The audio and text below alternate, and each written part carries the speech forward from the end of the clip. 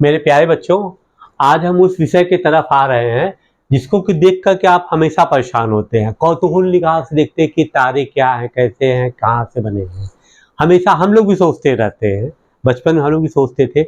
माना कि हमारे पास आज बहुत चीज़ें मालूम, जिससे मालूम है तारे का विषय। तो अब आओ बच्चों, हमें देखते हैं कि ये तारे बने कैसे हैं।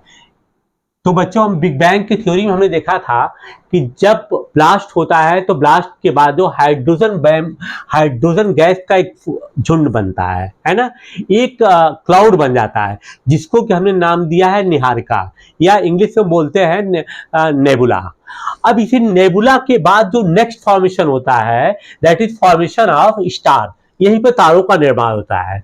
तो बच्चों, हमने बताया था कि आपको कि जो ये गैस फॉर्म हुए थे तो उसमें एनर्जी भी अनइवन थी, असमान रूप से फैली हुई थी, और जो पार्टिकल्स थे वहां के, जो पार्टिकल्स, जो मैटर निकला था, वो भी उनका भी मास अलग अलग था। कहीं कुछ छोटा था, कहीं कुछ बड़ा था, कहीं और छोटा, कहीं और बड़ा।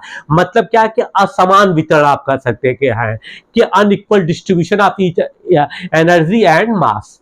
अब उसका परिणाम क्या होता है कि ये होता क्या है कि एक साइंस का फार्मूला है, हमने पहले भी चर्चा किया हुआ है कि F equal to G into M1 into M2 upon R square, जहां पे M1 क्या है, मास है, M2 भी मास है, और R क्या है, वो रेडियस है। उसकी चर्चा करने की जरूरत फिजिक्स की बात है।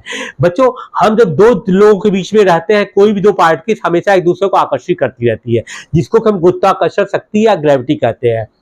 तो यहां पर भी क्या हो रहा है कि अब कोई कहीं पर पार्टिकल्स कोई बहुत बड़ा बड़ा है, कहीं पार्टिकल्स बहुत बड़े बड़े हैं, कहीं पार्टिकल्स बहुत बड़े बड़े हैं, इन्हीं में से पार्टिकल्स है ये, और एनर्जी भी अनइवन है। तो जो बड़े पार्टिकल्स हैं वो अपने तरफ छोटे पार्टिकल्स को खींचना शुरू कर दिए। वो क्यों हुआ? अब इसकी वजह से क्लाउड का भी पार्ट अलग अलग बनना शुरू हुआ, अलग अलग छोटे छोटे क्लाउड, एक झुंड का, ये जो क्लाउड का मेन पार्ट था अब वो टूटना शुरू हो गया। टूटना तो नहीं कर सकते उसको एक तरह से, वो अलग अलग जगह पे कंसंट्रेट हो रहा है। तो माना कि हमने जस्ट इमेजिन किया कि मैंने एक निहारिका है, अभी इस निहारिका से 5 स्टार बन गए, उसको हमने नाम दे दिया A, next one B, C, D and E. माना कि हमने एक समझाने के लिए हमने 5 स्टार बना दिया। ये 5 स्टार क्यों बने? वो इसीलिए बने क्योंकि सबके मास अलग अलग थे, एनर्जी डिस्ट्रीब्यूशन अलग था। तो जहां पे एनर्जी बहुत ज्यादा थी और जहां पे मास सबसे अधिक था, वहां पे छोटे मास के पार्टिकल्स तो जाकर के इकट्ठा होना शुरू हो गए। एनर्जी से भी कुछ गैसेस के फॉर्म जो थे, गैसेस जो थे, वो भी मास में कन्वर्टर, उनका भी मास में कन्वर्जन शुरू हो गया था, जिसको कि हम कहते हैं हाइड्रोजन। अब क्या होता है, अब इसके बाद हमने देखा कि ये 5 तो एक क्लाउड, एक कंसंट्रेट, एक फोकस एरिया में बन गए। अब इसके बाद यहां पर क्या होता है, यहां पर क्या होता है बच्चों, देखो एक हमने बनाया हुआ है कि ये चीज रोटेट कर घूम रही, अंत में आकर के एक सॉलिड बॉडी बन जाती है, सॉलिड गैस फॉर्म होता है, जिसको हिंदी में बोलते हैं गैसी पिंड। अब ये बनता है तो कैसे बनता है? अब यहां पर एक फिनोमेना होती है कि यहां पर हाइड्रोजन जो है, पहले ये जिस हाइड्रोजन गैस की बात कर रहे हैं, जब ये पास पास आते हैं तो पास पास आने के बाद एक नया आइटम, नया एलिमेंट बनाते हैं जिसको हम हीलियम कहते हैं। ये कैसे होता है? हीलियम बनाते हैं, प्लस क्या होता है, इसके अंदर एनर्जी और लाइट प्रोड्यूस होती है, मतलब कि प्रकाश और ऊर्जा का उत्सर्जन इसके अंदर से होता है। वो क्यों होता है? यहां पर एक चीज होती है जिसको बोलते हैं कि न्यूक्लियर फिजन, या हिंदी में बोलते हैं नाभिकीय संलयन।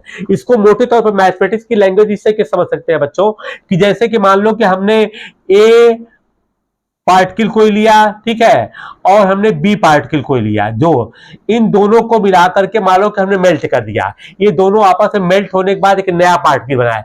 माना कि ये 1 kg, इसका मास 2 था, इसका मास 2 था। तो हमने क्या देखा कि ए और बी के बाद जो नई चीज पैदा हुई है वो सी पैदा हुई है। इन्हीं दोनों को हमने इकट्ठा कर दिया, फ्यूज कर दिया, मतलब एक दूसरे में मेल्ट कर दिया, समझ लो। तो हमने देखा कि जो सी है ये तो 3 के बराबर ही आता है, होना कितना चाहिए, 2 + 2 शुड बी इक्वल टू 4। तो अब ये प्रश्न उठता है कि ये 1 मास गया कहां? ये मास ही जो बच्चों ये एनर्जी में कन्वर्ट होता है और लाइट फॉर्म में आ जाता है। तो इसी वजह से जो गैसी पिंड बने हैं यहां पर से एनर्जी भी निकलना शुरू होता है और लाइट भी निकलना शुरू होता है, और जिसको कि हम एक स्टार के रूप में और तारे के रूप में देखते हैं। इसी प्रकार से बच्चों तारों का निर्माण होता है। उम्मीद है कि आप तारों के निर्माण के बारे में भी समझ गए होंगे। यहाँ पर हमने इस चीज को ऐसे भी एक्सप्लेन किया, मोर डेंसिटी मोर अट्रैक्शन, मतलब कि उस बात को हमने यहाँ भी बता दिया कि जहां पर भी डेंसिटी अधिक है वहीं पर अट्रैक्शन ज्यादा होगा, तो अलग अलग जो है पिंड बनना शुरू हो जाते हैं। इस प्रकार से अलग अलग साइज के अलग अलग डिस्टेंस पे हम तारों का निर्माण देख पाते हैं। उम्मीद है कि तारों के निर्माण के बारे में बच्चों आप लोगों ने अच्छा कुछ समझ लिया होगा। नेक्स्ट टॉपिक में हम किसी और चीज की चर्चा करेंगे जो कि बिग बैंग के बाद बना है। Thank you very much.